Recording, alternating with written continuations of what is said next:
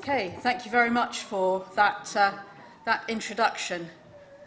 I've been really struggling actually today to work out what to say and what not to say, because there are so many things that I'd like to talk to you about, but I will try to keep it to my time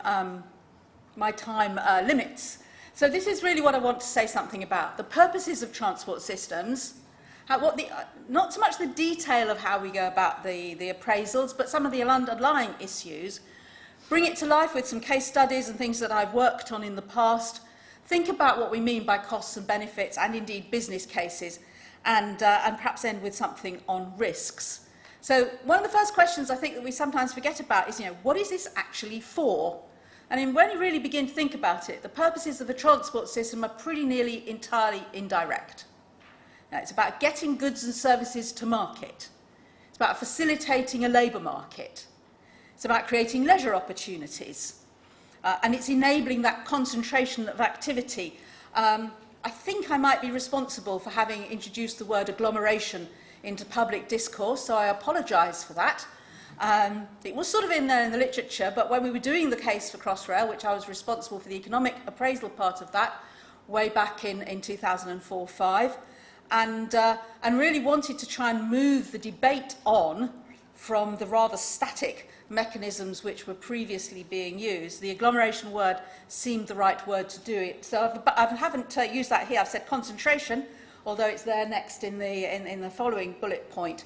So all of this enables specialisation and the division of labour. Adam Smith talked about that way back as one of the ways in which economic growth, productivity can be created. After all, if you don't have a transport system, think about it. You haven't got an economy. What you have, at the last analysis, you have a series of peasant communities. That, if you have to be entirely self-contained, you can't be an economy. By getting a division of labour, we get economies of scale. We get that agglomeration, which isn't just about economies of scale, it's about the ability to exploit a niche.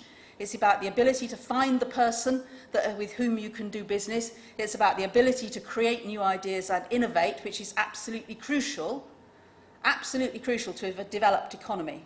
Developing economies can catch up with developed economies. They can move the resources into more productive things, but we have to invent those more productive things. So transport is necessary to an economy, but it is not sufficient. I think that's come out quite a bit in the presentations that we've seen before and earlier on in the before lunch, that sort of necessary but not sufficient. But I think that's one of the things that is a very key theme for me, because it also means that it's very hard to prove what the impact of a particular piece of transport is, because all the other things that have to go around it. If we want it to be independent, if you want a direct impact, then you are going to be restricted to welfare benefits. You're going to say, this is nice to have, we're a rich economy, we're developed economies, we can afford these nice things to have, a bit like we can afford to do the Olympics, that kind of thing. So it's a welfare benefit. That won't create anything in the economy. But because it's inextricably linked to skills, institutions, markets, development capacity, it's therefore a mix of these attributes. So it's a mix of capacity, speed, reliability and comfort, all of which go together into that accessibility. And one of my challenges to all of us in the transport field is I don't think we've got good measures which bring together all of these things into one overarching measure of what it is that our transport system provides. And of course this raises a very fundamental issue of appraisal, because we can't separate the transport issue from the other aspects of the economy. We have to get holistic. We have to say, what is the mix of things which are going to go together to make this both necessary and all the other things which are going to be sufficient? And that separation that we've been living in a world where we've tried to do all this separation, and that implies a static economy. So that's the other really important thing to remember. If we talk about growth, we also talk about change, then it's not the sort of static economy which is the basis of many of the cost-benefit analyses that we still see. And indeed, I think one of the big weaknesses of all of the analyses of high-speed rail in the UK at the moment is in all of them, every single one, the economy is taken as a given. The best you're doing is moving things around. And by moving things around, you might get a more productive deck chair, but you're still moving the deck chairs around on the deck of the Titanic as you sail slowly into the iceberg. So actually, none of our analyses so far have actually said, or have been based on the assumption, actually I've got one example in a minute, based on the assumption that there would be some real growth in the investment that you're making. That also tells me that if we're going to have that structural change, we need a different way of thinking about it. The vision of what we're going to do is very important. And the final point, and I think that we in particular in the UK, we're brilliant at this. We do this so well. Death by analysis. Not only in the UK. Yeah, absolutely. And as I said, we do it very well in the UK. So when we say we need sound appraisal frameworks and we need to put more detail and we've got to be more careful, all the things that Stephen talked about, we're very good about that in the UK.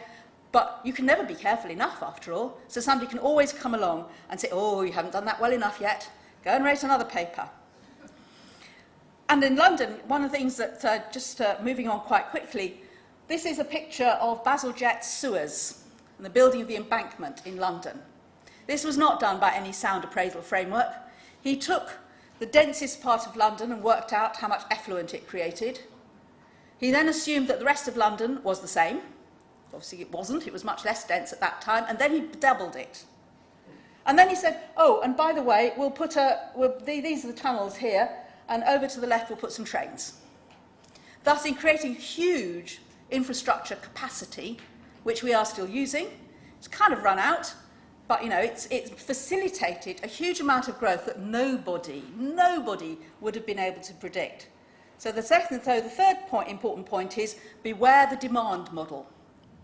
The demand model is always based on the history. And the point about here is these are step changes, these are significant changes which will not be captured by any of your demand models. And by the way, it was financed by a bit of borrowing, funded by the rates, and some coal and wine duties. Not sure about the coal, but we could maybe think about using wine tax as the basis for funding our infrastructure. Here's some modern examples. This is Battersea Power Station, on which I've been working for a few years now. Rebuilding the power station, which is of course a listed building and has that iconic word attached to it.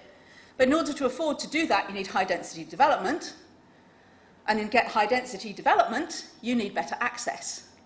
And as you can see, although there's a train line along the side there, those trains are all full in any case as they come up there. They're bringing up all the commuters from southeast London. And here is this dead space that we've got in front of the power station. So we've just finished the inquiry on funding the existence of a spur on the Northern Line, which will be funded by a mixture of the fare box, people do pay to get on it, by developer contributions, and by capturing rates. So this isn't a special rate scheme.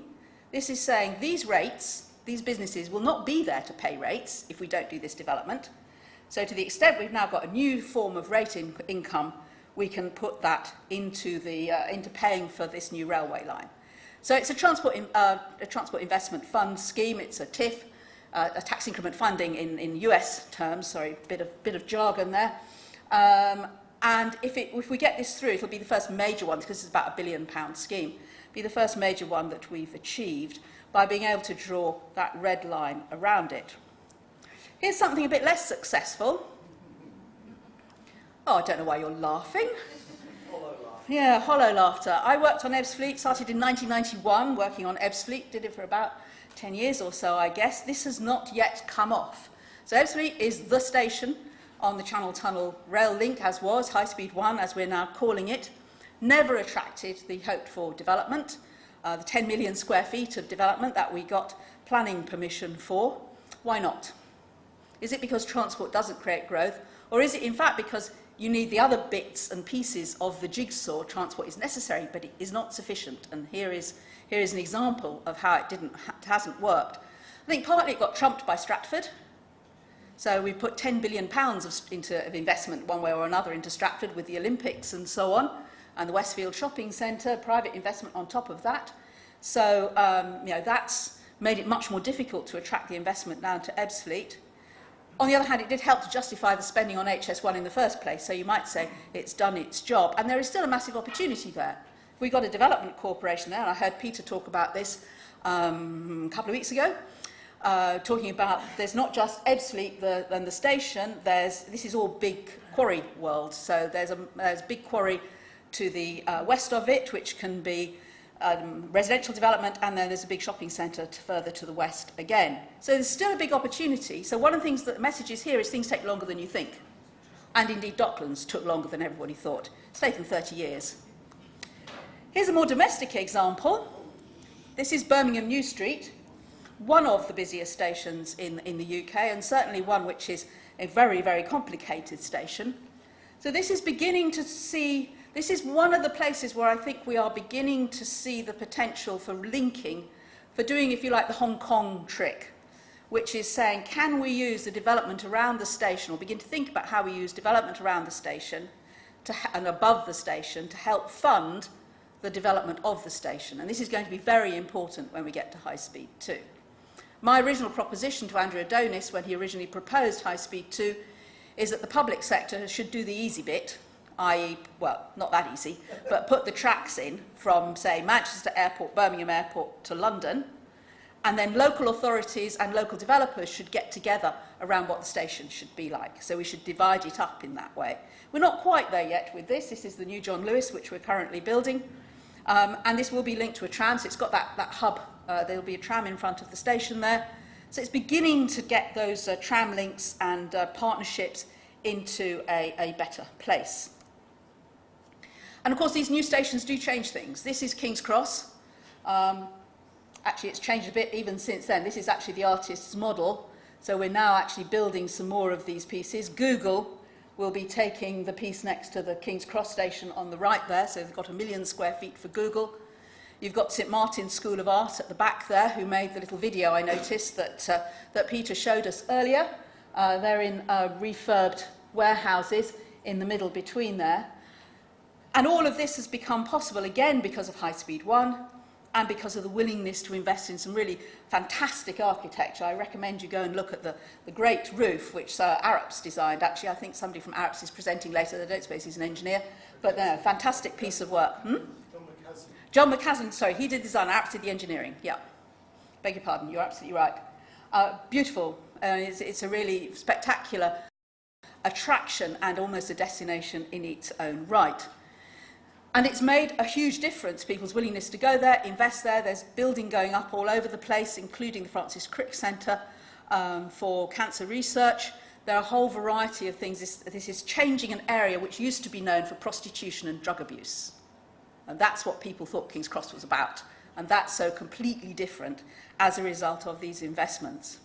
And even if only 10% of the activity that is on this site is additional, in other words, would not have happened, people would not have made these investments, wouldn't have had this new stuff, you only need 10% of that to justify the spending on the high-speed railway into St Pancras.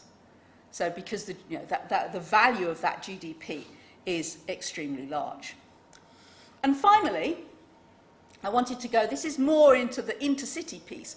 This is a Victorian bridge at Sunderland over the Wear, so it's up by Newcastle, so it's way out of, way north, even for most of the people in the UK who think north starts at Watford. This is way, way north of that. This is a railway line that was closed in the 1980s. It would probably cost about £300 million to reopen it and use it as an additional track into Newcastle, so it would effectively provide increased capacity on the East Coast main line. It add resilience, wouldn't necessarily add speed though. So this again is what's the purposes, what are you trying to do? This would add resilience, it would add capacity. As it could be linked into the high-speed network, it also, obviously, it would increase speed over the whole link. And I think this kind of illustrates our difficulty when we get into appraisal, in that we keep on thinking that you have to have a transport scheme that does one thing. Actually, big schemes in particular have many money objectives, and if they're making big changes, then history is not going to necessarily be a good guide to the future, as it says on the small print of your financial investments. So plans for High Speed 2 have both capacity and speed implications, and the case making keeps getting hung up. So they started making a case for speed to Birmingham, where we need capacity, and now we're making a case for capacity when actually when you get north of Birmingham, it's much more about speed. So we need to get a bit more subtle. And I think the really important thing here is this crucial judgment about what are you holding constant. And that's true whether you're making, if you like, a financial business case or a more broad, non-financial economic case. If it's a whole system investment, which it might be for a city or it might be for a country, then what is it exactly you're doing? Crossrail added capacity in a constrained environment. So it's quite easy to show how that would work. And indeed, we saw some of the numbers when you compare Sheffield and Docklands. Are you actually going to facilitate an economic activity, in which case you've relaxed that assumption, or are you just containing a welfare benefit? The standard model of cost-benefit analysis is a welfare benefit. Effectively, it says the economy is held constant. And these choices, that's the crucial judgment. What is being held constant? What is the timescale over which you think changes are going to happen? And then if you think about, what is this for? What's it going to impact on? Then you begin to think about who the beneficiaries are in a more structured way. And so it could be a system-wide benefit. So a high-speed railway across your country is going to be a very dispersed benefit. Everybody will have some benefit from that. Therefore, it's fairly obvious that the taxpayer, as a representative of everybody, will be paying for that. But it could be, if it's just time savings for users, then you might expect that those users would be expected to pay, unless you've got some distributional aspects that you want to include. So you want to make it possible for people with low incomes, for example, to get on your transport system. Then you might have some different view. And that would be the question of the kind of reasons that people are making trips. But if it's an economic benefit, that's what you're trying to achieve, outputs generate taxes. We show that taxes generated by Crossrail easily pay for it. Jobs, profit. If it's profit, what sort of profit might we be thinking about? And of course, but in analysis, we always find it easier to capture small changes. So we'll always say a small project is better than a large one, because you can hold all these more things constant, and therefore it's easier to do. And after all, the benefits get transferred. All the early railways in the UK, they pretty much went bankrupt. The shareholders didn't get anything. The consumers, however, and the users of the railway, they did extremely well out of it, and indeed the whole economy became completely different as a result. And so there's a dynamics. So next sort of key message, the dynamics of how the pricing works and how the economy evolves is going to be very important and cannot be held constant as you go across the whole, as the thing evolves, particularly for our transport investments, which are, after all, we might expect to last 100 years or 150 years. And certainly that's the case for some of the embankments which are currently being washed away in the UK. So transport is necessary but not sufficient. Certainly not sufficient for development, if that's the objective that you have identified. But the timescale over which you can get those supporting investments might be long. So again, that might be a case for saying, I can't expect the private sector to do all of this. They're not going to have a long enough timescale, or they won't be able to finance it at the right scale. So I'm going to need to support that in some way with maybe a development corporation. And then, are there the sites that are available? What are the other constraints which you might need to look at? And you have to match those expectations with the timescale. Final little example. I did some work on the Thames Gateway Bridge, which we lost. That's another one that I failed on. There's a lot of politics involved in all of this, which I won't go into. But it's a bridge across the Thames to the east of the existing bridges. And I was continually told, well, this will never work. Look at the Oresund Bridge, for example. That's not going to work, is it? And look at the Humber Bridge, again, in the north of England. Both of those, of course, were political decisions. The Oresund Bridge is, in fact, working. The Humber Bridge was a very interesting piece of political shenanigans and hasn't actually, again, connected areas with not many people in them and hasn't really generated much in the way of the economic growth, but then actually that's not why it was built. It was built for entirely political reasons. But, of course, the rules of analysis based around short-term considerations mean it was really difficult to prove. How do you prove that the supporting investment is going to be there. Actually, you can't, particularly if it's going to take 10 years. You ask a business how many jobs it will create because there's a new bridge in 10 years' time, and they'll laugh at you. So finally, the final challenge is the data can be out of date even when it's accurate. So be careful about the data. I think when we don't pay enough attention to being careful about the data. So we need to look for easier to monitor, big data, easier to monitor data, phone call data, all of those sorts of things. Planning is not going to be a complete answer. And although the big picture planning is essential, effectively that needs to be large, but don't expect to do big picture planning in lots of details. And capacity is not well captured in any of our transport models. So just to sum all that up, I could go back to all the numbers on Crossrail and how I think that even now they are far too low. But we were very conservative in the initial assumptions in order not to scare people by making the numbers too big and then not being believed at all. Nonetheless, accessibility is absolutely essential to economic growth. It can't happen without it. But it's not sufficient.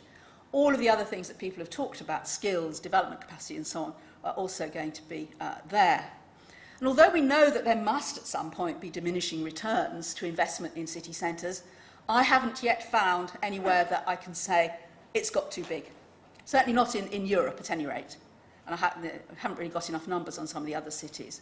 So we must look for that co-investment and the sorts of development opportunities and the kinds of partnerships that many of the presenters this morning talked about if we're going to make this work. Thank you very much.